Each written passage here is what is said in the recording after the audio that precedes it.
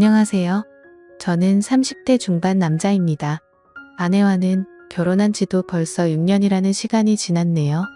연애하면서 이 여자가 아니면 내 미래는 상상도 못할 거라 생각을 했습니다. 결혼식장에서 당당히 신랑 입장을 할 때라든지 신혼집 공사가 끝나 처음 둘이서 두 손을 꼭 붙잡고 집 안으로 들어설 때 정말 제 아내와 평생을 행복하게 백년해로할 것이라는 걸 믿어 의심치 않았어요. 바늘과 실 마냥 어디를 가든 둘이 꼭 붙어 다닐 거라 생각했던 저의 신혼생활은 생각보다 금방 끝나버리게 되었습니다. 맞벌이 부부를 생각하고 결혼을 했는데 결혼 6개월이 지나니 아내가 더는 힘들어서 못하겠다며 회사를 그만두고 전업주부를 하겠다고 나섰습니다. 아직 갚아야 할 대출도 있는데 아이가 생긴 것도 아니고 너무 이른 것 아니냐 했더니 아내는 대학 동창 누구는 이렇게 살고 옆집 사는 누구는 저렇게 산다 하면서 자기가 아는 사람 이름을 하나씩 대면서 걔들은 결혼하고도 회사는커녕 집에서도 손에 물도 안 묻히고 편하게 산다는데 자기는 돈까지 벌고 집안일도 해야 하느냐면서 둘 중에 하나만 하겠다고 하는 거예요. 당장 다달이 나가는 대출금 생각을 하니 아내가 하루라도 더 일을 해주는 게 좋겠다는 생각이 들었습니다. 그런데 막상 집안일을 내가 할 테니 회사에 나갔으면 좋겠다고 하니 또 자기 주변 사람들 이름을 대면서 쟤들은 남자 잘 만나서 호의호식하는데 나는 왜 이렇게 살아야 되냐며 짐을 싸서 친정으로 가버리더라고요. 제가 뭘 그렇게 잘못한 건지는 모르겠는데 결국 장모님한테 해명 아닌 해명을 하고 사죄까지 하고 난 뒤에야 아내가 회사를 그만두겠다는 조건으로 다시 집으로 데리고 왔습니다. 그런데 막상 또 아내가 항상 집에 있으니 집안일도 잘해놓는 것 같고 음식도 여러 가지 종류별로 해주는 게 썩 나쁘지가 않더라고요. 이건 나름대로 좋을 거라 생각했는데 그것도 잠시 아내가 전업주부 생활을 시작한 지 몇 개월이 채 지나지 않아서 매일매일 새로운 반찬은 고사하고 그나마도 따로따로 접시에 담아주던 반찬마저 유리 반찬 통째로 대충 꺼내주는 게 당연해졌습니다. 내가 퇴근하고 들어오면 뭘 그렇게 누구랑 연락하는지 휴대전화기만 밤새 들여다보면서 잠도 저보다 늦게 들고 그러니 당연히 아침에 늦게 일어나게 되고 아침도 더는 차려주지 않더라고요. 간단하게라도 아침을 먹고 나가는 게 든든해서 아침밥을 좀 먹고 싶다고 하니 아내는 내가 내 밥 차려주는 사람이냐면서 성질을 내더라고요. 자기는 아침을 먹으면 온종일 소화가 안 된다면서 먹고 싶으면 내가 차려 먹으라고 화를 내는데 그냥 그 뒤로부터는 출근길에 김밥 한 줄 사서 먹는 게 일상이 되었습니다.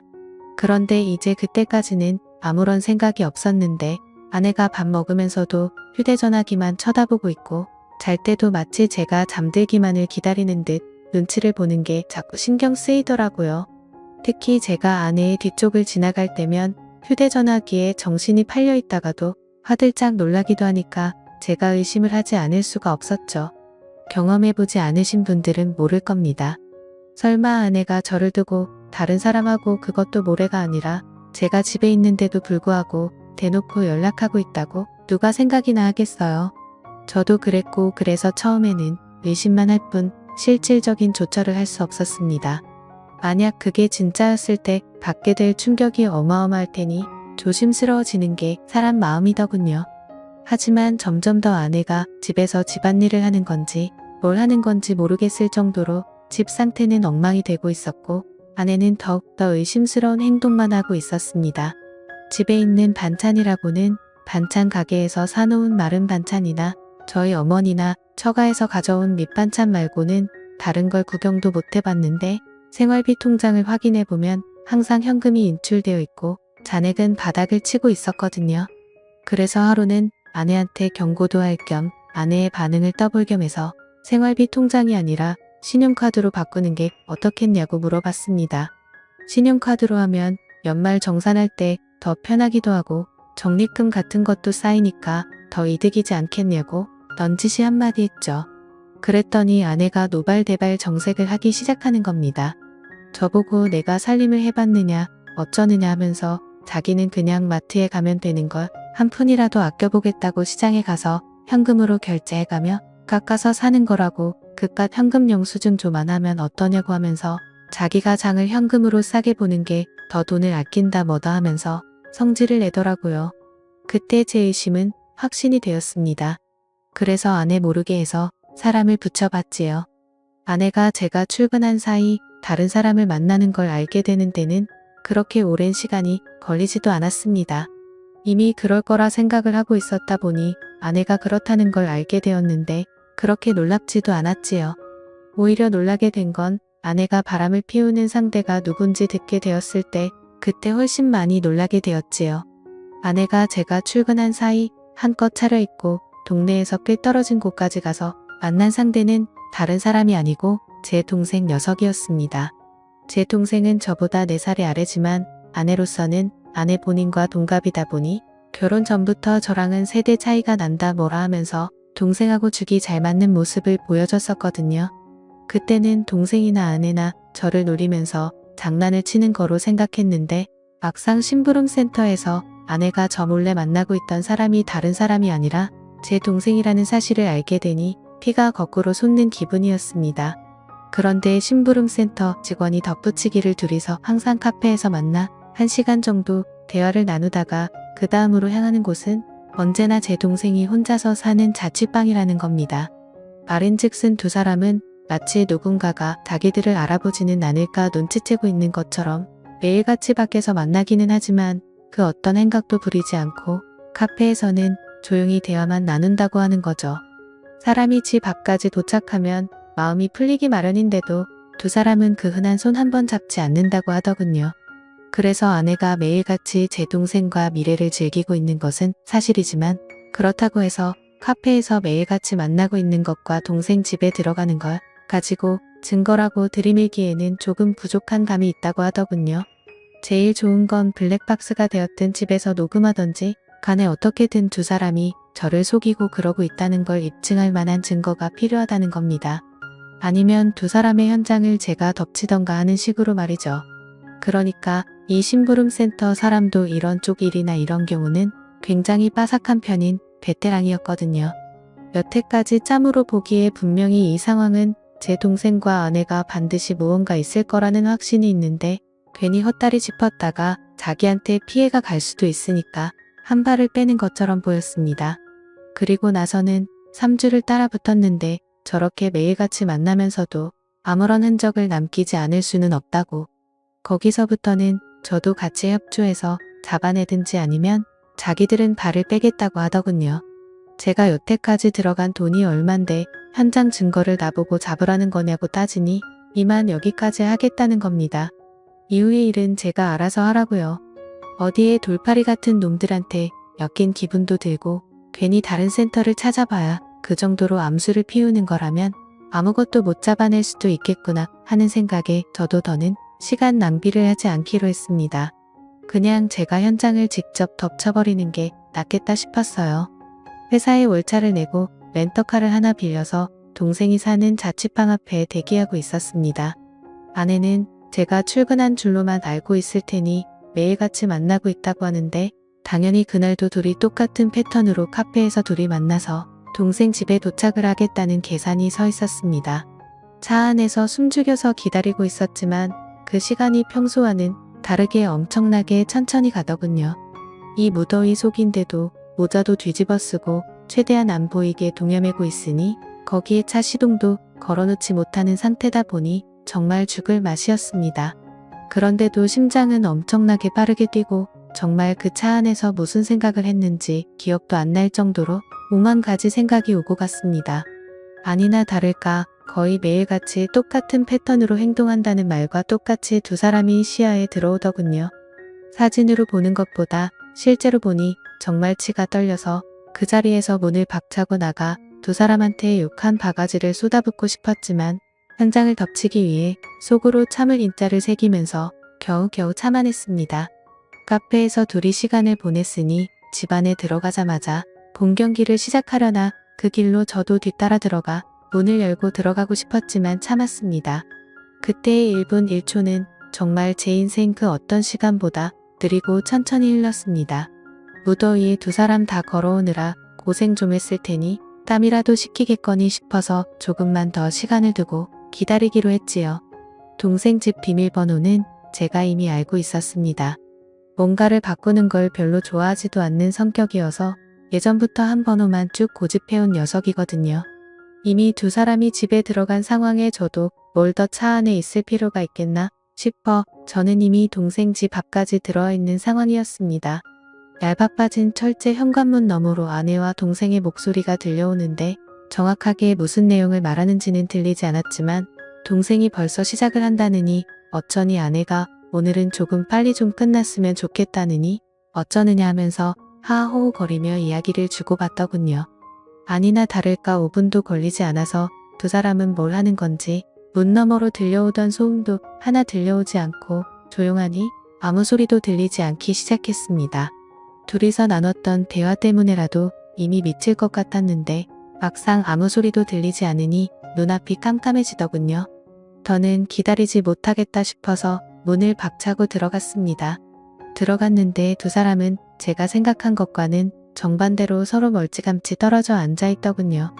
옷도 제대로 갖춰 입고 있었고 말이죠. 오히려 그 문을 따고 들어간 제가 더 당황스러웠습니다. 지금 뭐 하는 거냐고 크게 외치면서 들어갔는데 오히려 제가 민망한 상황이 되어버렸어요. 아내는 집에서 재택근무 형식으로 일할 수 있게 인터넷 사업을 구상 중이었고 그 과정에서 컴퓨터에 능숙한 제 동생에게 도움을 받고자 그동안 동생을 만나왔던 겁니다. 오히려 제가 동생과 아내에게 몹쓸 짓을 하고만 상황이 되어버렸죠. 손이 발이 되도록 싹싹 빌어야 했습니다. 아무리 의심할 게 없어도 그렇지 어떻게 동생과 아내를 그런 사이로 의심할 수 있느냐고 동생에게 한 소리 아내에게 한 소리 듣고 나서 나아가서는 어머니에게 한 소리 또 듣고 장모님한테는 아주 가루가 되도록 욕을 얻어먹었습니다. 졸지에 저는 아내랑 친동생 사이를 의심하는 의심병 환자가 되어버렸죠.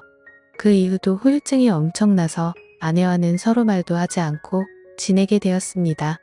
그렇게 되니 너무 억울하더라고요. 그래서 아내의 뒤를 캘 때 고용했던 심부름센터 직원을 만나서 따졌습니다. 어떻게 자기는 아무 잘못 없다 잡아떼고 면피를 하려고 할 줄 알았는데 심부름센터 직원이 돈은 다 환급해준다고 하면서도 자기는 억울하다고 하는 겁니다.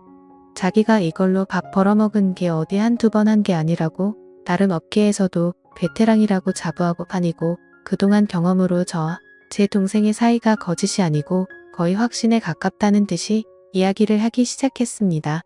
이 양반이 내가 틀렸다고 하니까 자존심이 그렇게 상했나 싶었고 저는 사실 억울한 게 더 컸기 때문에 헛소리하지 말고 그럼 환급이나 해달라고 했어요. 그 양반한테 보수를 환불받는다고 해도 이미 엎질러진 물을 되돌려 놓기에는 힘든 상황이었지만 그래도 마음이라도 풀고 싶었거든요. 그런데 그 양반이 흔쾌히 환급을 해준다고 했다가 자기한테 짧게는 2주에서 길게는 2달만 시간을 달라고 하더군요.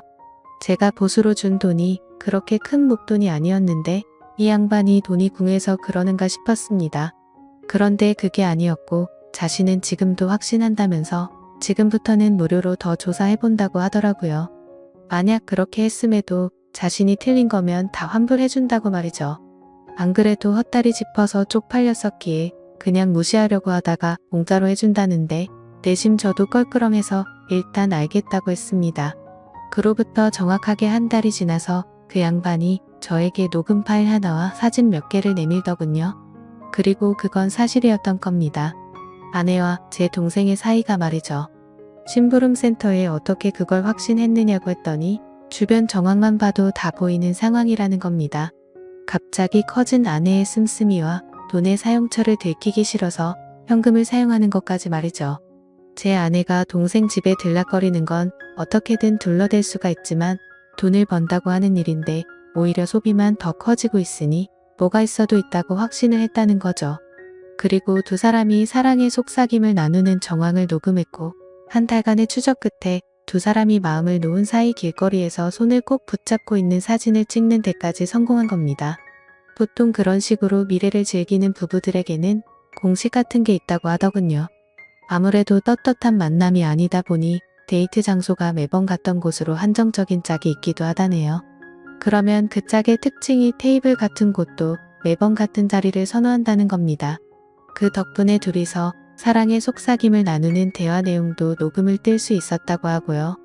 환불을 받으려고 했는데 심부름센터에 감사해서 추가 수당까지 지급하고야 말았어요. 아내와 동생을 한 곳에 불렀습니다. 그 둘 앞에 제가 확보한 사진을 들이밀었더니 제 앞으로 달려와서 무릎을 꿇고 속일 생각은 없었다고 두 사람 다 잠깐 정신이 어떻게 되었었나 보다고 하면서요.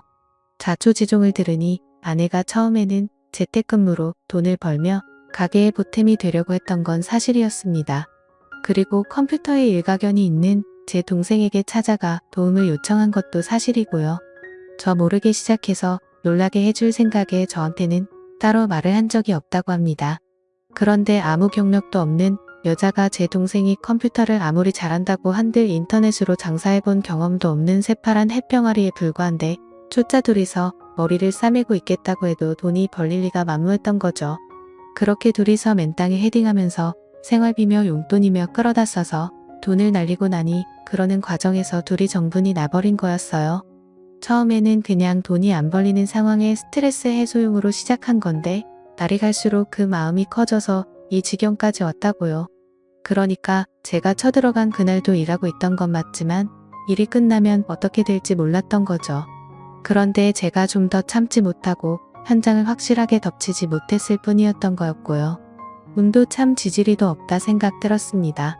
조금만 더 참았으면 그때 이미 발견하는 거였는데 오히려 제가 성급하게 행동을 해서 두 사람한테 알리바이만 만들어준 꼴이 돼버린 겁니다.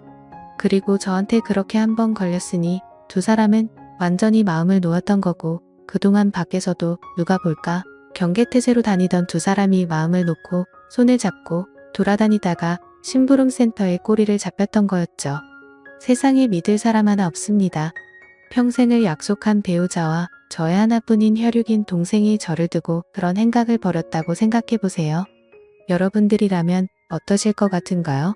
심부름 센터 비용하고는 다 동생과 아내에게 뜯어냈고 위자료 청구까지 했습니다. 제 친동생에게까지 합의금을 뜯어내야 하는 게 참 어이가 없는 상황이네요. 두 사람이 얼마나 깊은 사이였건 간에 제정신이면 이렇게 저와 연을 끊고 나서도 둘이서 더 만나는 일은 없을 테지요. 아니 뭐 만나도 상관없습니다.